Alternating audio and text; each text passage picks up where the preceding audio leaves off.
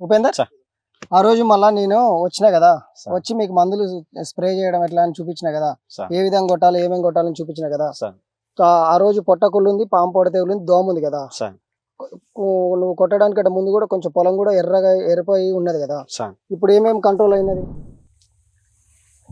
దోమకాటు, ఉమ్, పాము పడక, పొట్టకుళ్ళు. ఆ. మనం ఆ రోజు చూసిన తెగుళ్ళన్నీ సమర్థవంతంగా కంట్రోల్ అయినాయా కాలేదు మంచిగా తేటగా అయింది సార్. ఓకే దోమ ఉన్నదా ఇలా దోమ ఏం లేదు సార్, తేటగా ఉన్నది సార్. ఆ. ఆ. గింజ కూడా షైనింగ్ గా.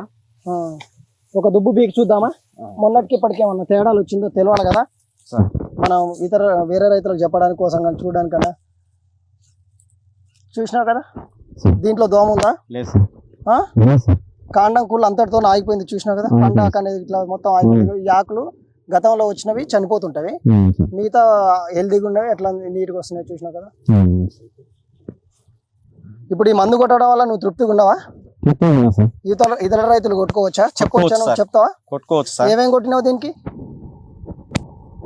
రివోల్టాప్, చెస్, డిస్ట్రాక్టర్. ఓకేగా ఉపేందర్ ఓకే సార్. నువ్వైతే ఈ రిజల్ట్ తృప్తిగా ఉన్నావా తృప్తిగా ఉన్నా సార్. నా పేరు ఉపేందర్, గ్రామం వచ్చేసి కొంచెమర్తి, మండలం వచ్చేసి అరవపల్లి, డిస్టిక్ వచ్చేసి సూర్యాపేట. ఈ పొలంలో పొట్టకుళ్ళు విపరీతంగా ఉండేది.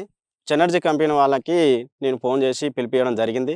వీడికి వచ్చినాక ఆ సార్ని నేను కలిసినాక ఆ సారు ఈ మందులు చెనర్జీ కంపెనీ రివోల్టాప్, డిస్ట్రాక్టర్ ఈ 2 మందులు ఇవ్వడం జరిగింది.